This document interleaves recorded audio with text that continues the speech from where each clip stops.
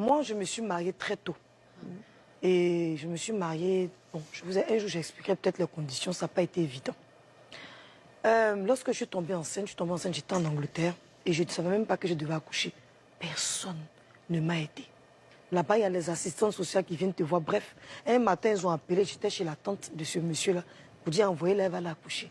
J'ai été traumatisée. Moi, Yasmine Reda, pas l'accouchement. J'étais seule en train d'accoucher. J'ai pas papa, j'ai pas maman. Mais la dame chez qui je dormais, c'est là qu'elle est partie aux États-Unis pour aller prendre marchandises. Bref, quand je suis sortie de l'hôpital, que je suis venue avec l'enfant, c'est là ils ont trouvé le moyen de faire peinture dans la maison. Je dormais dans une chambre délabrée, avec mon fils par terre. Tu vois, les chauffages qu'on allume, mon branche là, c'est très dangereux pour la santé. Bref, j'ai souffert. Je n'ai pas eu quelqu'un pour me montrer comment on attache mon ventre. Pendant ce temps, ma mère était malade, elle se battait aussi entre la vie et la mort. Donc la pauvre ne pouvait rien faire que de prier pour moi. Je parle et puis j'ai lâché des poules. Je n'ai eu personne. Ma petite soeur est venue, quand elle m'a vu, elle a commencé à pleurer. J'étais maigre, j'étais amaigrie. Et j'ai dit toujours qu'il y a un monsieur congolais qui faisait la peinture. C'est lui qui me donnait souvent l'argent pour payer l'aide de mon fils. Parce que j'avais les 1000 tokens, mais quand ça finit, c'est lui qui m'aidait. Et j'ai aussi souffert comme toi, j'ai pleuré. Parce que je n'avais plus le même corps. Moi, là, oh, quand me voyais yéyé avant, hein, même dans ma vieillesse, ça y me laisse pas, imagine.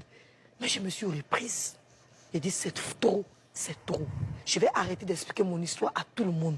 Je vais arrêter de faire pitié parce que demain, c'est mon enfant. Ils vont prendre ça pour insulter mon enfant. Demain, ils vont prendre, on a dit, t'as un maman traumatisé là. Ils vont prendre, tu n'étais pas un enfant comme ci, comme ça. Et je me suis reprise comment? À force d'avoir des gens près de moi qui m'aimaient, comme des amis, des gens autour de toi. Je me suis dit, j'ai de la valeur, je vaux quelque chose. Il ne faut pas que je me laisse, parce qu'un homme ne peut pas m'abattre. Il faut t'élever à cause de ton enfant. Si tu as battu aujourd'hui, imagine-toi si tu meurs dans ça, et puis tu laisses ton enfant dans des conditions. Un homme même qui n'a pas pitié de ton enfant, qui te dit que tu es trop grosse, il ne veut pas de toi. Qu'est-ce qu'il va faire de ton enfant?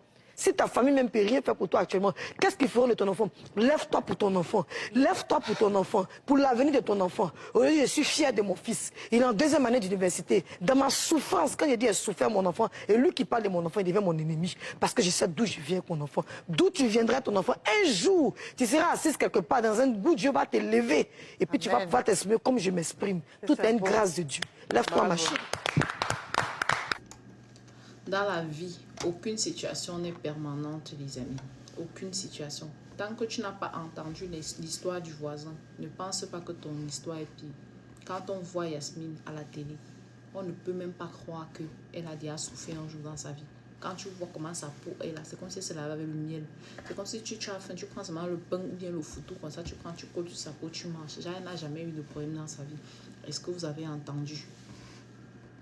Est-ce que vous avez écouté son témoignage? Je partage ce témoignage avec vous parce que ça m'a l'air d'un témoignage de réconfort. Pour te dire qu'aucune situation n'est permanente. Peu importe ce que tu traverses actuellement, dis-toi bien que toute chose concourt au bien de celui qui sait attendre. Toute chose concourt au bien de celui qui sait attendre. Ton moment viendra. Peut-être tu es en train de traverser des épreuves comme ça alors que Dieu a prévu quelque chose de meilleur pour vous. Il attend le dernier moment pour te surprendre. Il essaye de te tester pour voir quelle est ta capacité à supporter le pire, pour savoir comment est-ce que tu géreras le meilleur quand ça va arriver. Pense-y et arrête de te lamenter. Bon courage.